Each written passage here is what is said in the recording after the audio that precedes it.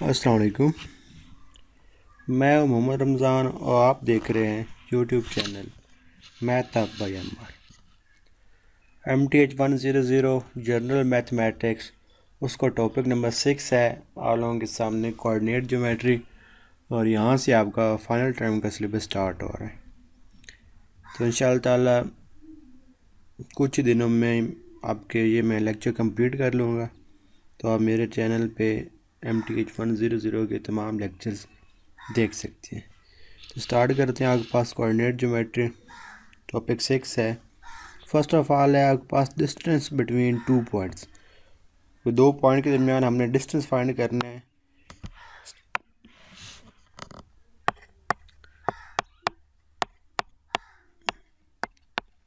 Distance formula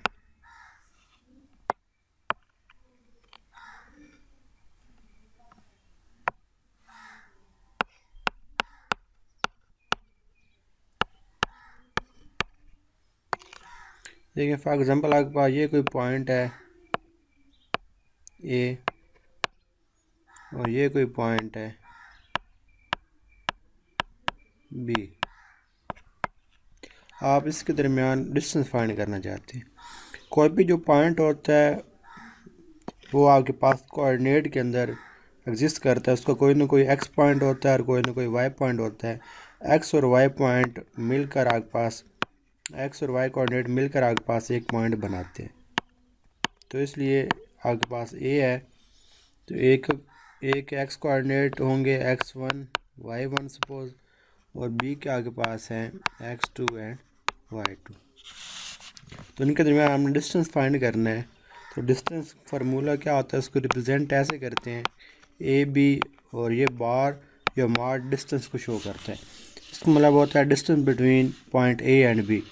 उसका formula आपके पास होता है x2 minus x1 whole square, यानी कि आप x वाले कोऑर्डिनेट को माइनस करके ऊपर स्क्वायर लेंगे, plus y2 minus y1 whole square, और फिर सारे का आप ले लेंगे स्क्वायर रूट। तो इस फार्मूले की मदद से हम कोई से 2 पॉइंट के दरमियान डिस्टेंस फाइंड कर सकते हैं।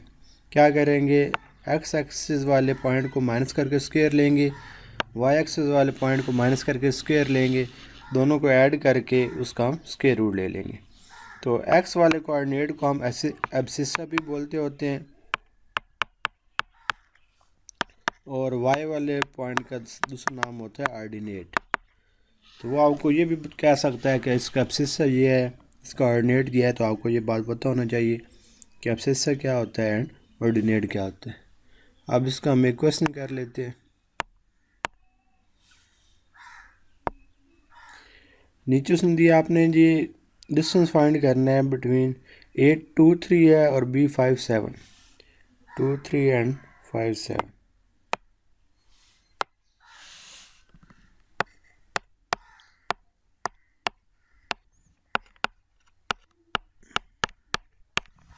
यहाँ के पास पॉइंट है, आपने इसका डिस्टेंस फाइंड करना है। तो जो एक पॉइंट है उसको हम नाम देंगे x1 एंड y1 का, और जो बी के पॉइंट है उनको हम नाम देंगे x2 एंड y2 का। तो डिस्टेंस बिटवीन ए बी का फार्मूला आपके पास क्या होता है, x2 minus x1 whole square plus y2 minus y1 whole square, और सारे का ऊपर होता है स्क्वायर रूट। तो वैल्यूज़ पुट करते हैं। x2 की वैल्यू आपके पास 5 है, x1 की वैल्यू आपके पास 2 है, ऊपर स्क्वायर आ गया, प्लस y2 की वैल्यू आपके पास 7 है, माइनस y1 की वैल्यू आपके पास 3 है, ऊपर स्क्वायर आ गया, ये स्क्वायर रूट। 5 में से 2 को माइनस करेंगे 3 आ जाएगा, और 3 का स्क्वायर ले लेंगे तो ये 9 हो जाएगा। 7 में से 3 को माइनस करेंगे 4 आ जाएगा, 4 का स्क्वायर लेंगे 16 आ जाएगा, और 16 और 9 25 का स्क्वायर रूट, जो कि आपके पास 5 आता है। तो इन दो पॉइंट्स के दरमियान जो डिस्टेंस है वो 5 है। तो इस तरह आप डिस्टेंस फार्मूला लगाकर 2 पॉइंट के दरमियान डिस्टेंस फाइंड कर सकते हैं। नेक्स्ट आपके पास है mid point. Mid point formula, देखिए मिड पॉइंट फार्मूला क्या होता है,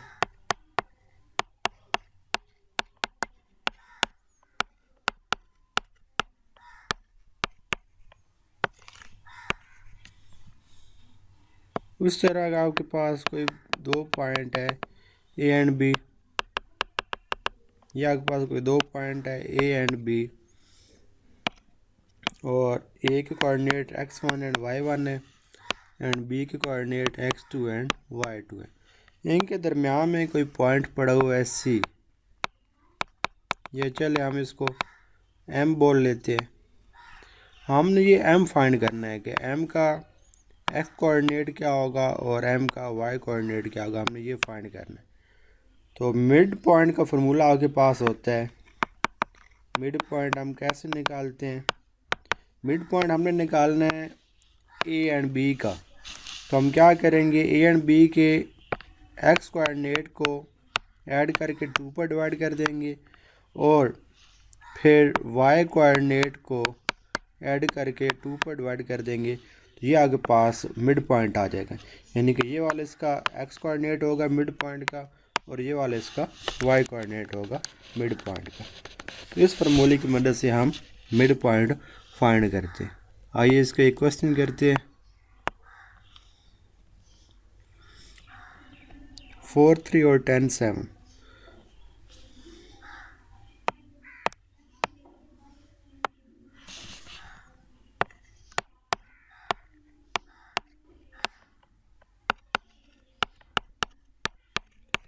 ये इन दो पॉइंट का हमने मिड पॉइंट फाइंड करना है। तो ये आपके पास x1 और y1 कोऑर्डिनेट है और b के जो है वो x2 एंड y2 कोऑर्डिनेट। तो मिड पॉइंट कैसे आएगा आपके पास, आप x कोऑर्डिनेट को ऐड करके 2 पर डिवाइड कर देंगे एंड y कोऑर्डिनेट को ऐड करके 2 पर डिवाइड कर देंगे। वैल्यूज पुट करते हैं, x1 की वैल्यू 4 है और x2 की वैल्यू 10 है डिवाइड बाई 2, और y1 की वैल्यू 3 है, y2 की वैल्यू 7 है ओवर 2। तो ये आपके पास आ जाएगा 14 ओवर 2, ये आपके पास 10 ओवर 2, 2 पर डिवाइड करेंगे जी 7 आ जाएगा ना जी 5 आ जाएगा। तो इस तरह आप मिड पॉइंट फाइंड कर सकते हैं किसी भी दो पॉइंट के दरमियान।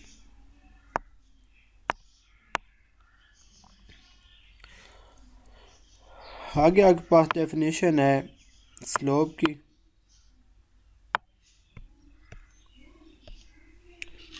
Given any 2 point ax1 bx2 the gradient or slope, gradient भी बोलते हैं एंड स्लोप भी बोलते हैं, of the line segment joining A and B is the ratio of change in y respect to the change in x।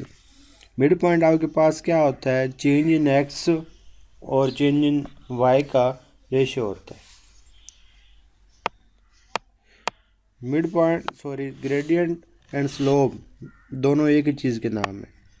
यह आपके पास है स्लोप या फिर इसको ग्रेडियंट भी बोलते हैं।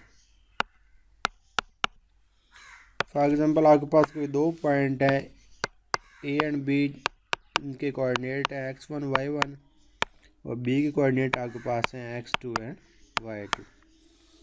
तो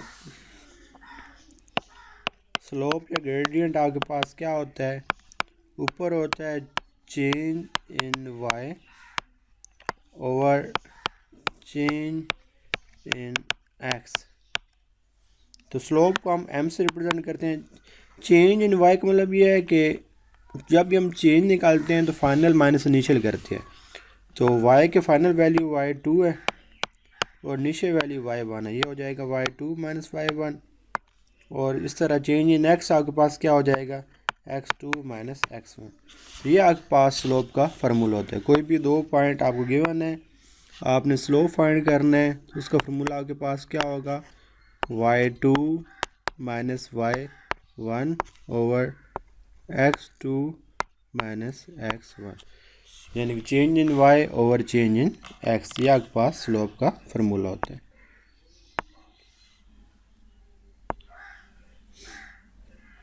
ये प्रॉपर्टीज़ इंपॉर्टेंट है, ये आप देख लीजिएगा, एमसीक्यूज़ के लिए आपके पास आ सकती है। प्रॉपर्टीज़ में क्या कहता है, the bigger the gradient magnitude is the steeper the line segment. जितना आपके पास एम का आंसर बड़ा होगा उतना आपका जो पाथ होगा, लाइन होगी, स्टीपर होगी। Negative gradient means line is facing downwards. अगर आपके पास एम की वैल्यू नेगेटिव होगी, इसको मतलब लाइन नीचे की तरफ आ रही है। Positive gradient means the line is facing upwards, opposite बात है। The slope gives the average rate of change in Y per unit change in X where the value of Y depends on X. ये by definition होगी बात। Two lines segment that are parallel will have the same slope. अगर आपके पास कोई दो लाइनें हैं और उनका स्लोप सेम आ गया, इट्स मीन वो दोनों लाइंस पैरेलल है, यानी उनकी सेम डायरेक्शन है। तो बाज़ औक़ात आपके पॉइंट दे दिए जाते हैं और कहा जाता है कि प्रूव करेंगे ये लाइंस पैरेलल हैं, तो फिर आप क्या करते हैं, उन दोनों के आप स्लोप फाइंड करते हैं। अगर स्लोप सेम आ जाए तो हम कहते हैं ये लाइंस पैरेलल है। नीचे देखें आपके पास स्लोप फाइंड करना है, पॉइंट आपको गिवन है 2 -1 और -5 3।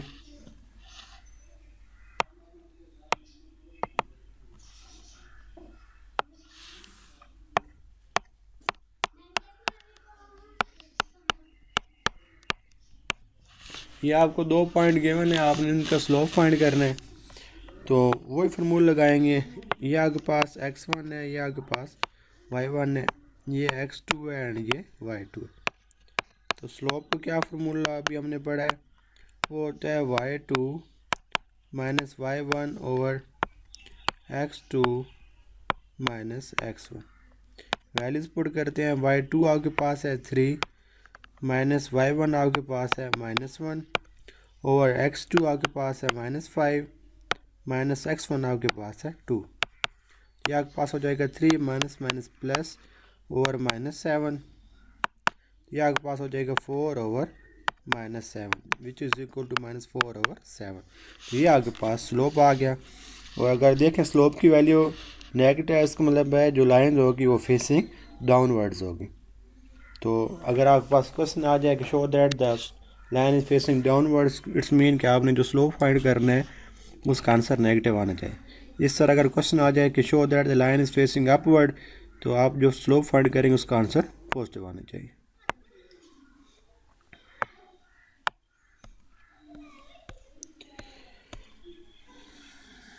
Equation of line. Equation of line different type की होती है आपके पास, लेकिन जो मेन इक्वेशन है वो ये वाली होती है, y is equal to m x plus c. ये आपके पास मेन इक्वेशन है, y is equal to m x plus c, equation of line की। लेकिन ये वाली भी आपके पास यूज़ हो जाती है, कंडीशन पर डिपेंड करता है। अगर आपको स्लोप दिया गया होगा और पॉइंट दिया गया होगा तो फिर आप ये वाली इक्वेशन ऊपर वाली यूज़ करेंगे, और अगर आपको स्लोप दिए हुआ है और कांस्टेंट सी दी हुआ है फिर आप नीचे वाली यूज़ कर लेंगे। ये जो लास्ट वाली है ये इंटरसेप्ट फॉर्म है इक्वेशन ऑफ लाइन की, इसको बोलते हैं इंटरसेप्ट फॉर्म। जब आपको कहा जाएगा किसी इक्वेशन को इंटरसेप्ट फॉर्म में कन्वर्ट करें, इसका मतलब है आपने y एक तरफ कर लेना और बाकी सारी वैल्यूज़ दूसरी तरफ कर लेनी है। The last form of the line is called the slope intercept form of straight line where m is the स्लोप and c is the y intercept. ये c आपके पास जो है ये y इंटरसेप्ट है। और अगर ये x is equal to something हो, यानी कि हो जाए x is equal to m y plus c, तो फिर जो c होगा वो आपके पास x इंटरसेप्ट होगा। और नीचे इक्वेशन देखा था find slope of the line given 3x minus 4y is equal 12। इसका हम स्लोप फाइंड करते हैं। स्लोप फाइंड करने के लिए हम इसको स्लोप इंटरसेप्ट फॉर्म में लेकर आएंगे। कैसे देखिएगा, 3x minus 4y is equal 12।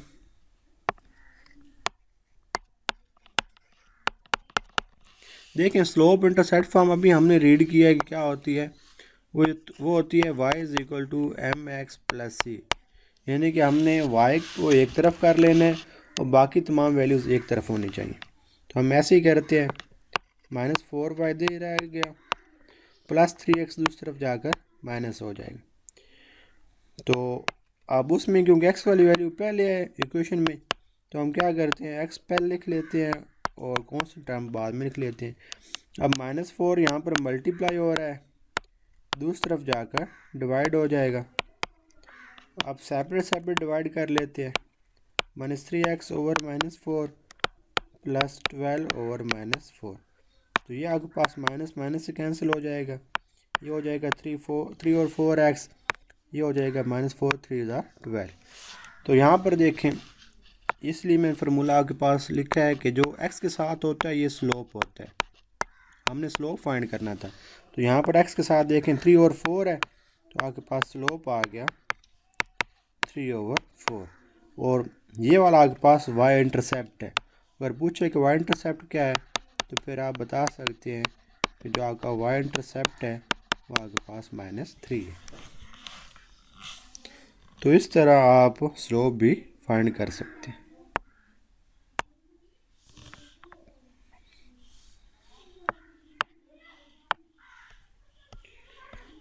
ये देखिए,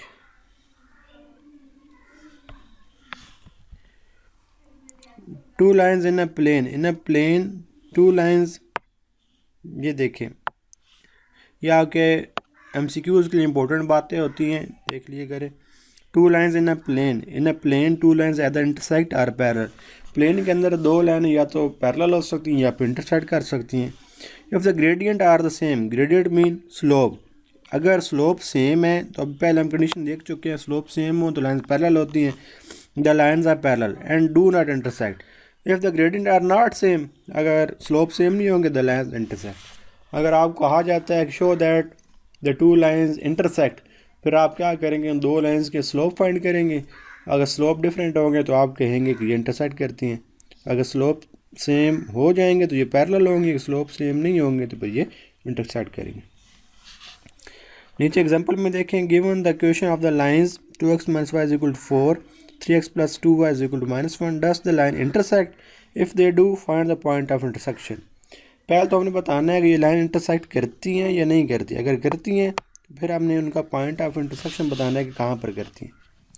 2x - y = 4,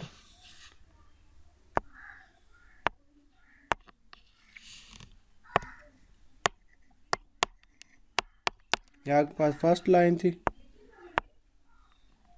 और सेकंड लाइन आपके पास है 3x + 2y = -1, 3x + 2y = -1।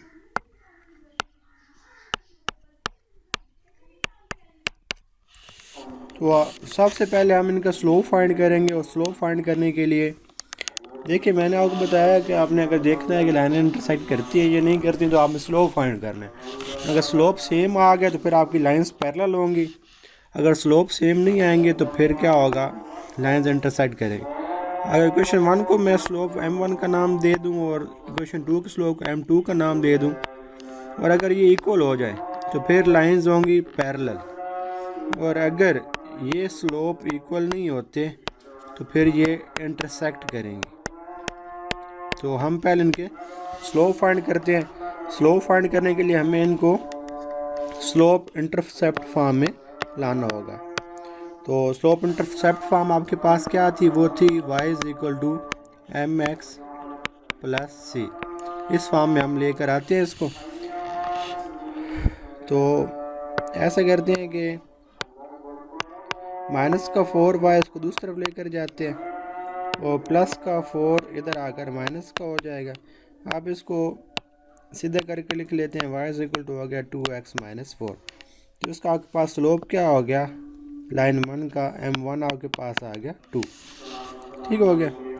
अब हम लाइन 2 का स्लोप फाइंड करते हैं। इसको भी स्लोप इंटरसेप्ट फॉर्म में लेकर आते हैं। ये आपके पास हो जाएगा 2y = -1 - 3x, प्लस का 3x जाकर माइनस हो जाएगा, और 2 मल्टीप्लाई हो रहा है तो इधर आकर डिवाइड हो जाएगा। सेपरेट डिवाइड कर लेते हैं। x वाली वैल्यू हम पहले लिख लेते हैं, और कॉन्स्टेंट टर्म हम बाद में लिख लेते हैं। तो ये जो x के साथ होता है ये आपका स्लोप होता है, लाइन 2 है तो इसको मैं m2 से लिख देता हूँ स्लोप को। तो ये देखें दोनों के स्लोप डिफरेंट आए हैं, तो हम लिखेंगे कि m1 is not equal to m2, so these line intersect। एक कंडीशन हमने पूरी कर ली कि ये इंटरसेक्ट करती हैं। फिर सेकंड उन्होंने कहा था अगर ये इंटरसेक्ट करती हैं तो उनके आपने पॉइंट ऑफ इंटरसेक्शन भी फाइंड करने हैं। तो पॉइंट ऑफ इंटरसेक्शन मीन हमने इन दोनों इक्वेशन को यूज़ करके हमने एक्स एंड वाई की वैल्यू निकालनी है। तो अब मैं ये रेज कर रहा हूँ, फिर मैं एक्स एंड वाई की वैल्यू निकालता हूँ।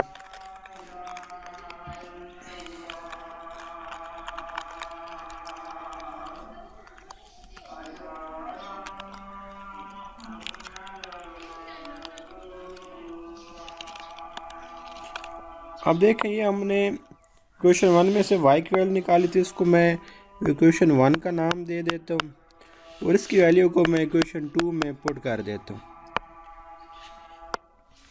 तो ये वाली वैल्यू मैं इक्वेशन 2 में पुट कर देता हूँ y की जगह पर। यह आ जाएगा 3x + 2 और y की जगह पर इसकी वैल्यू पुट करते हैं, यह आ गया 2x - 4 = -1। यह आ गया आपके पास 3x + 2 से मल्टीप्लाई करते हैं, हो जाएगा 4x - 8 -1 = -1। ये 4 और 3 7x आपके पास हो गया, -1 -8 तो जाकर प्लस का 8 हो जाएगा। 7x = 7, 7 मल्टीप्लाई और अब जाकर डिवाइड हो जाएगा, 7 1s are 7। तो ये आपके पास x की वैल्यू आ गई। अब x की वैल्यू हम इस इक्वेशन नंबर 1 में पुट कर देते हैं तो y की निकाल लेते हैं। y = 2, x जगह पर आ गया 1 - 4, ये हो गया 2 - 4, ये आपके पास आ गया -2। तो अब आप अपना पॉइंट ऑफ इंटरसेक्शन लिख सकते हैं जो कि हमने निकाल लिया है। पॉइंट ऑफ इंटरसेक्शन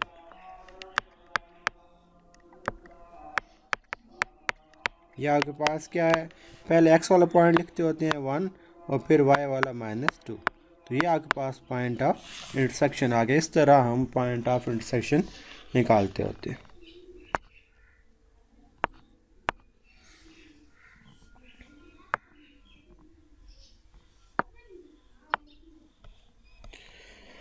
नीचे देखें परपेंडिकुलर लाइंस की कंडीशन क्या है। हमने पहले पैरेलल लाइंस की पढ़ी थी कि अगर स्लोप सेम आ जाएं तो पैरेलल होती हैं। परपेंडिकुलर कंडीशन क्या है, if a line has gradient m then the gradient of a line perpendicular to this is 1/m, यानी कि आपके पास क्या होगा -1/m, यानी कि रेसिप्रोकल होगा लेकिन माइनस में। Two lines with gradient m1 m2 are perpendicular, if इन दोनों के स्लोप को मल्टीप्लाई करें तो आंसर -1 आना चाहिए, या फिर ये वाली कंडीशन।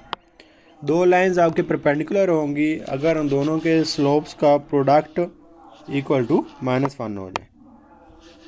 अगर आपके पास कोई स्लोप m1 है, उसका जो भी आंसर है, और कोई स्लोप आपके पास m2 है, कोई दो स्लोप है आपके पास, अगर हम इन दोनों स्लोपों को मल्टीप्लाई करें तो उसका आंसर -1 आ जाए, फिर हम कहेंगे जो लाइंस हैं वो परपेंडिकुलर है। अब इससे कोई भी कंडीशन बन सकती है, यानी कि m1 इधर हो, ये -1 और m2 हो जाएगा, या फिर इससे ये भी हो सकता है कि m2 को हम इधर रखें, ये -m और 1। इसका मतलब क्या होगा कि ये नेगेटिव के अंदर रेसिप्रोकल होंगे, रेसिप्रोकल भी होंगे लेकिन इनका साइन भी चेंज होगा। तो ये आपके पास टू लाइंस परपेंडिकुलर होने की कंडीशन है। यहाँ पर देखें कहता है कि शो करें कि जो लाइंस परपेंडिकुलर हैं या नहीं है, पैरेलल हैं, परपेंडिकुलर हैं। तो देखें हमने क्या किया, स्लोप इंटरसेप्ट की फॉर्म में इनको दोनों इक्वेशनों को हम ले गए हैं। तो देखें यहाँ पर आपके पास ये कंडीशन आई तो आपके पास स्लोप आ गया -3/4 फर्स्ट इक्वेशन में से। अब सेकंड इक्वेशन में से हम स्लोप इंटरसेप्ट बनाते हैं और उससे हम क्या करते हैं, स्लोप फाइंड करते हैं। तो देखें ये आपके पास स्लोप आ गया सेकंड का,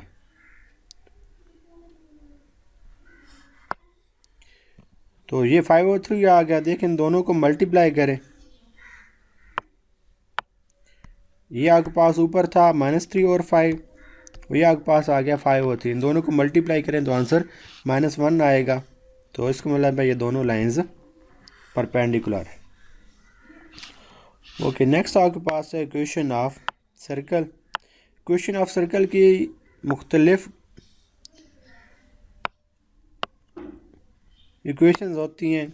फर्स्ट वन आपके पास है x minus h whole square plus Y minus k whole square is equal to r square.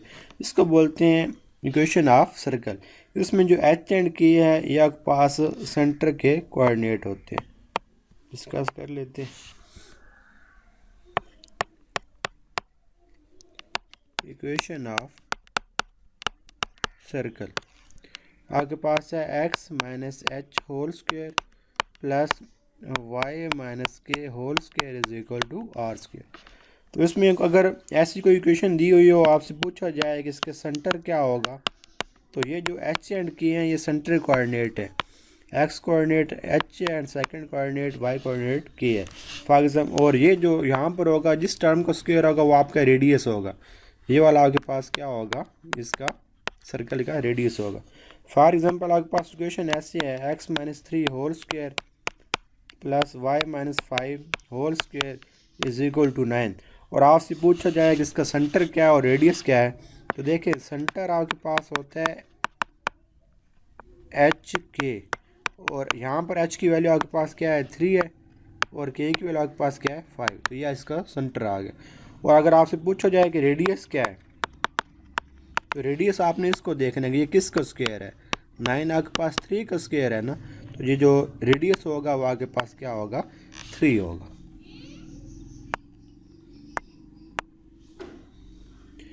Identify the centre and radius. देखिए नीचे क्वेश्चन आ गए कि आइडेंटिफाई करें।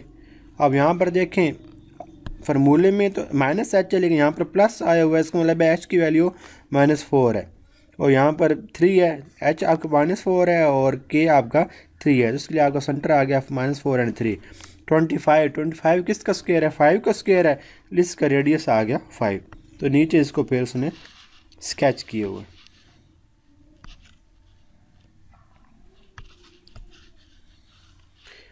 अब ये देखें ये और तरह की इक्वेशन आ गई। कहते हैं find the centre and radius of circle with equation X square plus Y square plus 6x minus 4y is equal 23। तो इसमें आपने इस इक्वेशन को उस फॉर्म में कन्वर्ट करना है कि एक्स वाले टर्म का स्क्वायर हो जाए प्लस वाई वाले टर्म का स्क्वायर हो जाए इज इक्वल टू समथिंग। तो उसके लिए हमने क्या करना है, स्क्वायर कंप्लीट करना है। स्क्वायर कंप्लीट करने के बाद ये जो नीचे आपके पास इक्वेशन बनेगी इसको हम कहेंगे कि आपके पास इक्वेशन सर्कल बन जाएगी, और इससे फिर हम सेंटर एंड रेडियस फाइंड कर सकते हैं। इसको मैं करता हूँ X square plus Y square plus 6x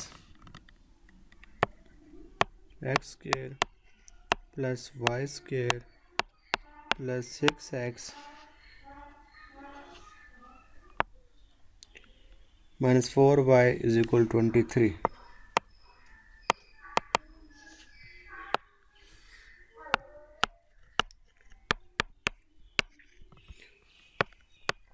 आपने इक्वेशन ऑफ सर्कल याद रखनी है कि क्या होती है। इक्वेशन ऑफ सर्कल होती है x minus h whole square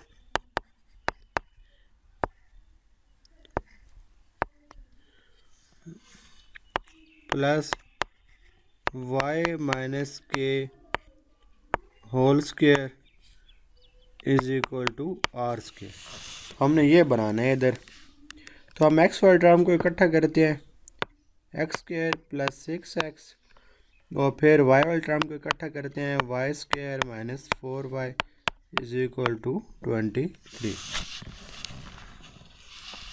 तो यहाँ पर हमने देखना है कि किसका क्या चीज़ ऐड की जाए तो आपके पास ये इस टर्म का स्क्वायर बनता है। इसको ज़रा देखें ना, दरमियान में होता है। अगर आपको पता हो कि a प्लस बी का होल स्क्वायर किसके इक्वल होता है, ये होता है a square plus 2ab plus b का स्क्वायर। यहाँ पे हमें a पता है आपके पास कि a आपका x है, x का स्क्वायर, और 2ab वाली रकम आपके पास 6 है, x है। आप 6x का मतलब क्या है कि 6 को तो हमने फिर तोड़ कर लिखना है, यानी कि 6 क्या है 2 है, और x तो आपको पता है फर्स्ट टर्म है। अब सेकंड टर्म यहाँ पर आनी है, तो 2 को किस से मल्टीप्लाई करें 6 बनता है 3 से। इसका मतलब है यहाँ पर हमें 3 चाहिए और यहाँ पर आ जाएगा फिर 3 का स्क्वायर। तो हमें क्या करना पड़ेगा 3 का स्क्वायर ऐड भी करना पड़ेगा और जो काम अपनी तरफ से करेंगे वो हमें सब्ट्रैक्ट भी करना पड़ेगा। तो फिर हम क्या करेंगे,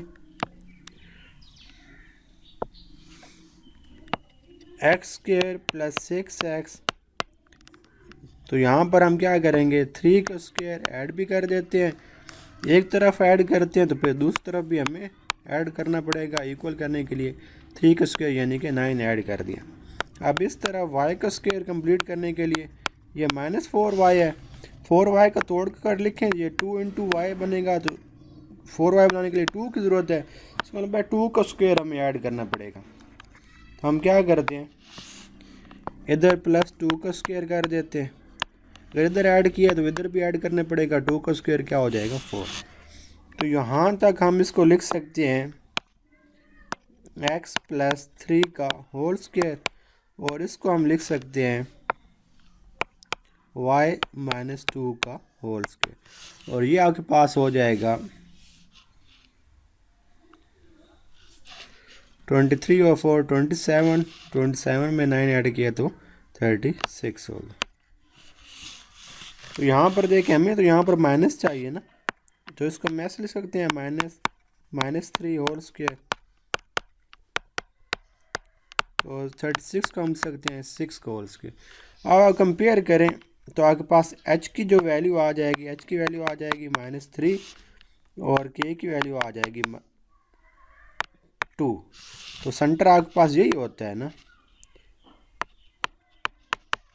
सेंटर आपके पास क्या होता है h एंड k होता है। h आपके पास आ गया -3 एंड k आपके पास आ गया 2, और रेडियस आपको ये होता है, रेडियस आपके पास आ गया 6। तो इस तरह का हम एक क्वेश्चन से किसी सर्कल का सेंटर एंड रेडियस फाइंड कर सकते हैं।